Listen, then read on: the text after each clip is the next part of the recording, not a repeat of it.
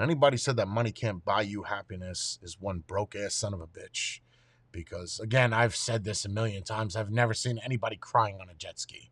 I've never seen anybody driving in a Lamborghini yelling at the steering wheel. I've never seen anybody win the lottery and just pass out and die because they're so pissed off. I've never seen anybody go into a negative shock. Well, I think any kind of shock is negative because you could die unless you raise those legs. And I'm not talking about shock as far as a feeling. I'm talking about shock as far as a medical diagnosis.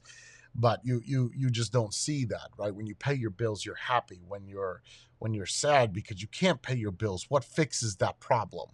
When someone gives you a paycheck to get rid of those bills. So money does buy happiness. How happy you can become with money, well, that's up for debate. I guess the good thing is out of all the years that I've done all this online stuff and all this social media, is it's exposed me to so many different people from so many different walks of life, so many different cultures.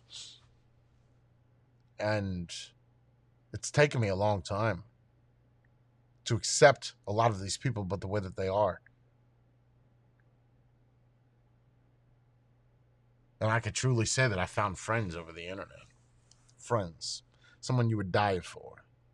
Not somebody you talk to because you're feeling down and out and you need someone to make you smile. That's not a friend. That's an entertainer. Everybody could always be happier, right? There's always something that you can have, but usually what does that take to become a little happier? You need to buy a bigger house, right? How do you get that? With potato chips? No. You get that with money. There we go, back to that. But yeah, that is the good thing about the internet is it's very easy to shut off negativity or things you don't want to hear. Now, if the negativity or things, look, I became a great reviewer because I started off doing drugs as a piece of shit, and I'll say that proudly. It's fine. And then I fixed it myself, not because of people, because I look back at these videos and said, wow, I was fucking bad, right? And gained a lot of weight. I was 302, 303.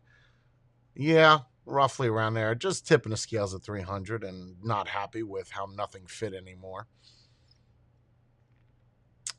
And going back to the reviews, I became better because people gave me criticism or constructive or criticism, whatever you want to call it, constructive feedback. You're doing this wrong. Why don't you cover this? Instead of saying, oh, you're a piece of shit reviewer. Well, that doesn't really help me now, does it? Right? Like if someone's learning to sing and a vocal coach says, look, you're just fucking terrible. Is that it? Is there anything that follows up with that, or is that it? That's it. Okay. New teacher. New teacher tells you the same thing. You know, when you're told the same thing by multiple people, I would say give up on your dreams. I'm not one of those people that like to fill people with false hope. Oh, you could be better. No, absolutely not. If you're a terrible singer and a coach isn't saying, look, your upper register is failing. So let's work on that a little bit more. Let's do some scales. We'll stop at a high C. Um, and then we'll go to a G note. So you know if someone is telling you that you're a piece of shit and not telling you what to fix to become better, then remove those people out of your life. Why do I feel like this whole stream is basically a motivational speech? You can't be great at anything. Yeah, I agree. There's another saying, right? Jack of all trades, master of none. I don't know if I agree with that either because I feel like you could be good at multiple things. Let's take Jamie Foxx, for example. The guy's a great comedian. He could sing like a that guy can carry a note any which way you let him. In a bag, whatever, out of his mouth. He's a great actor. He's a good looking black man. Across the board, he checks a lot of boxes. I would say he's a master of a lot of trades. So you can be good at a lot of things, but if you focus fire on one thing, you'll naturally, instinctively become better at it, even if it is singing, right? If you practice singing, and I'm not talking about turning on a song and just singing along with the singer. I'm talking talking about actually practicing, to hitting certain notes. Okay, move on. Now let me go to a vocal coach. Anybody could be a good singer. Anybody. How much money you want to spend to become? Oh, there goes that money again. How much money you want to spend to become a good singer? Or how many YouTube videos or hours, endless hours upon searching on how to hit certain notes or carry a tune? That's on you.